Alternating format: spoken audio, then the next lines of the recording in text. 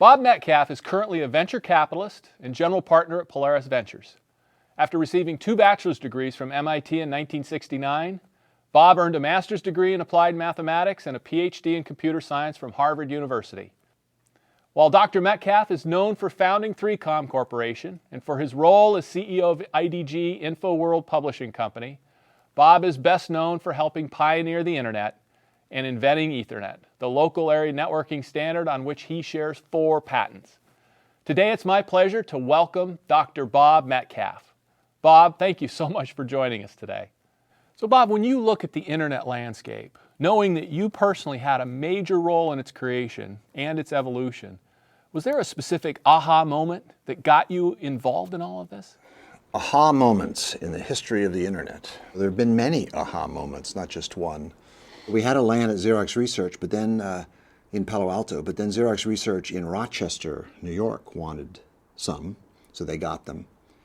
And then someone said, well, these should be connected together. So we built an early router, and I remember the first time we connected Rochester to Palo Alto, and the packets started going between 2 lands, as far as I know, for the first time in history. So that was a pretty big aha moment.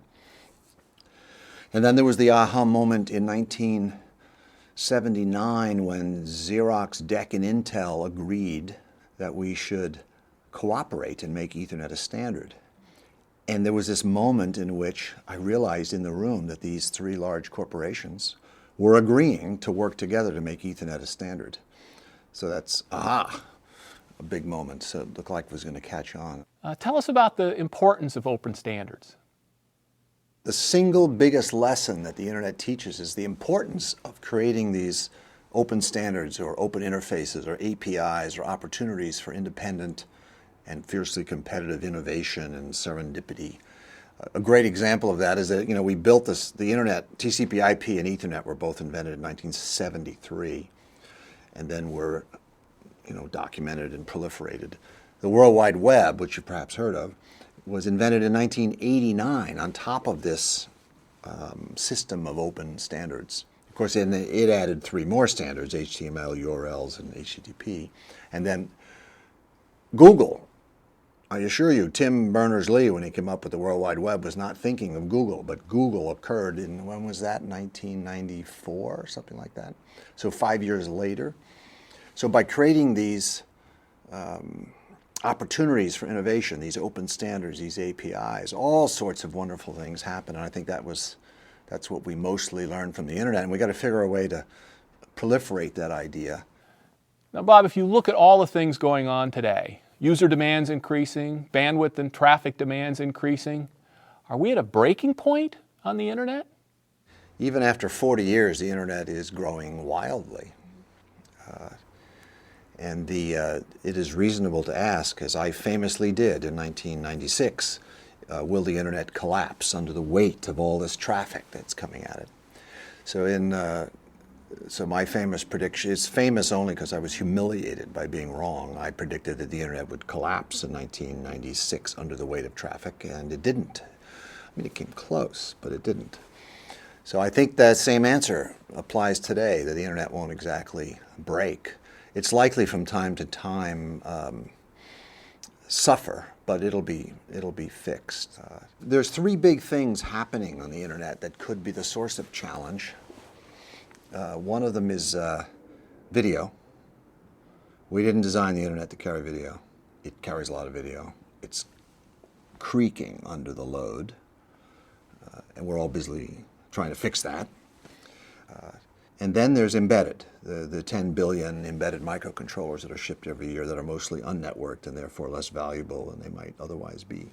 So we are busily putting video on the Internet, getting mobile integrated into the Internet, getting all those embedded microcontrollers onto the Internet, and look at all the traffic that they're going to bring. So there's no end to the growth that I can see for the growth of traffic in the Internet. It will continue to double or better every year. And I have every confidence that the people who carry all that traffic are going to be able to carry it. Now, let me switch to security. In 2005, you said that improving the security of the Internet required that router vendors start inspecting source fields. What's your view on how the industry as a whole has kept up on that bargain? What other security concerns do you think must be addressed? Some of our failure to solve the security problem is ideological.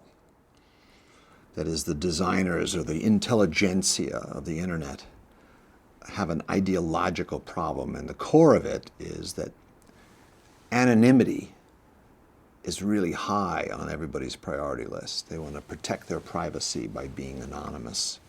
Anonymity should be an exception. Anonymity should not be the rule. And that's, I think, sits at the very core of our security problem. So we have to break this ideological problem, because clearly that's fixable.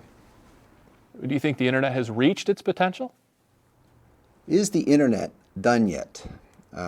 As a venture capitalist, I've started investing in energy, and sometimes people think that that means that the internet is done now, that I think that the internet is done now. But au contraire, the internet is not done yet. It's just getting started. And I tend to think of energy not as the next thing I'm doing, but as the next killer app of the internet.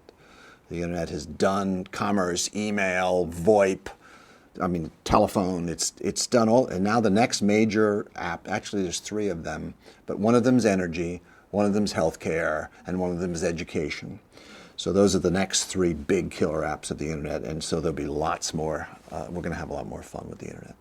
There's so much progress that has gone on in these last 40 years. Do you think we will keep up that pace of innovation, and what do you think it will take to maintain or even accelerate it? If we want the internet to continue being vibrant, and we all do, I suppose, then we need to be careful that it doesn't get bogged down in monopolies and regulation and that stuff, and instead is a platform for startups and fierce competition among teams of innovators. As long as we can promote that model, I think it'll stay vibrant. Bob, thanks so much for being with us today. It's been a real pleasure.